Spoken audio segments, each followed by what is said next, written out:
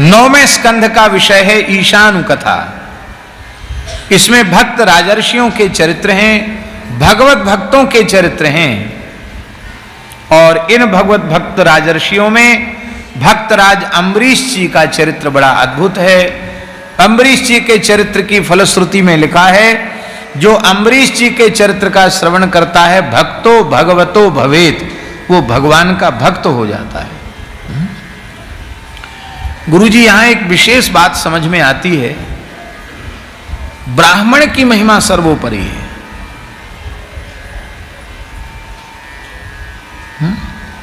और ब्राह्मण में दुर्वासा जी के जैसा ब्राह्मण हो तो क्या कहना।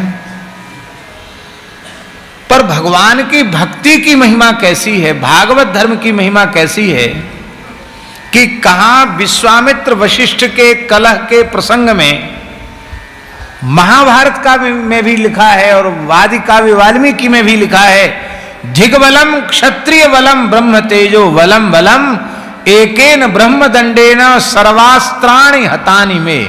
विश्वामित्र जी कह रहे हैं, ये गुरुजी यही श्लोक महाभारत में भी है, ऐसा ही और बिल्कुल ज्यों का त्यों वाल्मीकि में भी है, दोनों में एक जैसा श्लोक।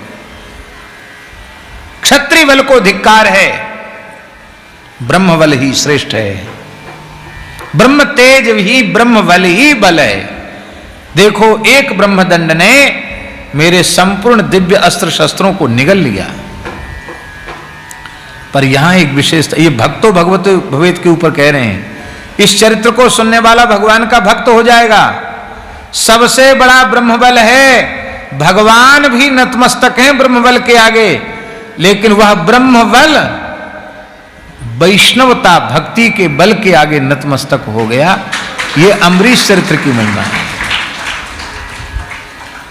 इधर महासती अनुसुईया अत्रि के नंदन पुत्र ब्रह्मर्षि दुर्वासा, साक्षात रुद्रावतार, और इधर सूर्यवंशी क्षत्रिय राजा गृहस्थ अम्बरीश।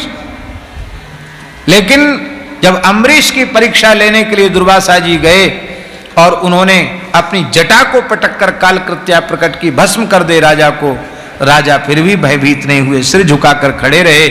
कालकृत्या को भस्म कर दिया सुदर्शन चक्र ने, दुर्वासा जी का पीछा किया। दुर्वासा जी तीनों लोकों में भागे, कहीं सुरक्षा नहीं हुई। अंत में भगवान ने कहा, जिनका अपराध बना है उनकी शरण में जाओ। और दुर्वासा जी आए तो इत्थम भगवता दिष्टः दुर्वासा चक्र तापितः अम्बरीशम उपावृत्य तत्पादौ दुखितो गृहीत। मूल में लिखा है, अम्बरीश जी के पास आकर के दुर्वासा जी ने उनके चरण पकड़ लिए, तत्पादौ दुखिता अग्रहित, अग्रहित माने पकड़ लिए चरण। तो तस्य सोद्यमनम वीक्ष्य पादस्पर्श विलज्जिता, उसको देख करके पादस्पर्श से उनको बड़ी लज्जा हुई, पैर छुड़ा लिए उन्होंने, वे पीछे हट गए, भूमि पर लौट कर साष्टांग प्रणाम किया। महाराज, मेरे आराध्य श्री नारायण के भी इष्टदेव ब्राह्मण हैं, आपने ये क्या कर लिया, मैं क्षत्रिय हूं, गृहस्थ हूं, आपने मेरा पैर पकड़ लिया, महाराज क्षमा करें। ये उनकी ब्राह्मण भक्ति है अम्बरीश जी की। अरे बोले महाराज, ये चक्र हमको जलाए जा रहा है, आप हमारी रक्षा करो। तब आपने सुदर्शन नमस्तुभ्यम सहस्राराच्युत प्रिय सर्वास्त्र घातिन विप्राय स्वस्थ भूया इडस्पते, आप संपूर्ण अस्त्र शस्त्रों को समाप्त करने वाले ब्राह्मण को के लिए आप कल्याणकारी होवें। जब सुदर्शन शांत नहीं हुए तब आपने कहा, यदिनो भगवान प्रीतः एकः सर्वगुणाश्रयः सर्वभूतात्म भावेनो द्विजो भवतु विज्वरः। एक सबके आश्रय भगवान, उनका मैं सभी प्राणियों में समान रूप से दर्शन करता हूं, मेरी सर्वत्र भगवत दृष्टि पूर्ण होवे। अब भगवान के चरणों में हमारा तनिक भी प्रेम होवे तो ब्राह्मण दुख रहित हो जाए, ये है उनकी भक्ति। तब सुदर्शन भगवान शांत हुए हैं।